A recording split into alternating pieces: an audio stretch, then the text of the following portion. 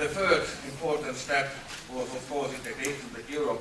It started from the membership in the Council of Europe and then moving to sign so quickly as possible so-called Europe agreements, the free trade agreement, association agreement, to making to us possible to drive towards the full membership in the European Union. The way towards NATO also was started to integrate us to this direction immediately when the first possibilities opened to this. And the most difficult task, of course, was to be able to get the Russian troops out. It was not very much hopeful when we started. As I said, the Lithuanians signed the treaty, and even as Russia, at the last moment, tried to take this treaty back, it didn't succeed, and it was done. And then the Latvia and Estonia had to try and through the very serious negotiations to reach to the same position. And I will not really give the total overview of everything what happened. You can read the last book on this matter. But in this process also we have not survived without Western support. As I said, it was not only Sweden who was supportive in this matter, but Sweden has really agitated other leading countries to really play a crucial role in this, because the Russia didn't want to go at all. And when I remember of course this was some negotiated positions, but it reached at this new millennium very freely, especially with the military bases in Baltryska and in Strunda in Latvia, and not for any possibilities to do this before the 2000. That we started, and actually we understood that this position is in any way what we can take, and we were absolutely right. And we're looking on other countries where the Russian military bases have been, and how hard now it is get them out. I can only imagine what had happened to us when we are not being enough decisive in this moment, and the problems what we have to give. Because for the West, I understand this is a very calm but very clear position. That's your problem. When the foreign troops in your territory, nevertheless, you couldn't join us. You will not develop. And that's not only government, every businessman who looks to the possibility to invest something to the neighborhood of the Russian military base, I think really thinks several times, will I do this?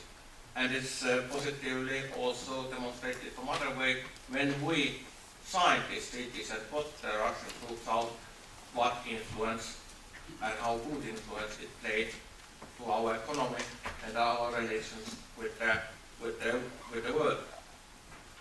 But again, to do this, it was a real serious work. But we achieved all of this. Looking back, it's sometimes hard to say how. We worked.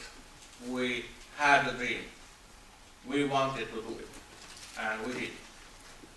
And this moment, I think the 1994, starting from September, I think we had the next historical chance to really to restore and develop fruitful and very good ties with Russia. I think the atmosphere when also Russia saw that nothing bad happened to him, or there was no loss, not loss of international authority, but actually they gained international authority, that it was peacefully so. I think there was a chance, a window of opportunity. As I had to talk about the first years after the restoration of independence, I will stop there and will not start with the theories why it didn't happen in this time. But it didn't happen. And unfortunately, most of the similar talks are continuing today. It's comparing the current statements of Russian Minister of Foreign Affairs with the statements in 1992. There is not very much difference. And when you repeat the lie, one lie, several times, you can also always find at least one person who believes it. And these people, this one person, can really in one moment when he is in troubles anyway, take the decision-making in his own personal hands with the bombs and bullets. And that's terrible. I think, and I really hope that looking maybe back on all these possibilities and lost possibilities, we can understand it's actually better for all of us. There is no problem in the human relations.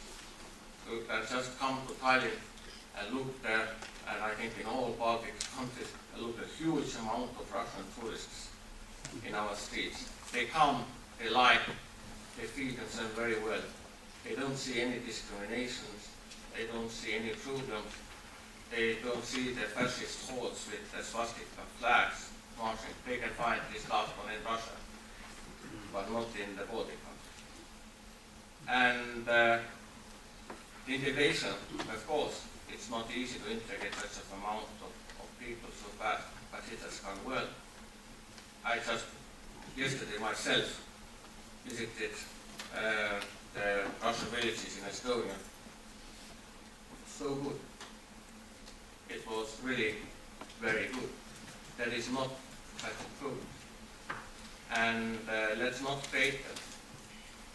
I think that one way really to do this is to look back to the nearest history, look back on all these lost opportunities, and think how much we can do to create for all this region better and more stable world.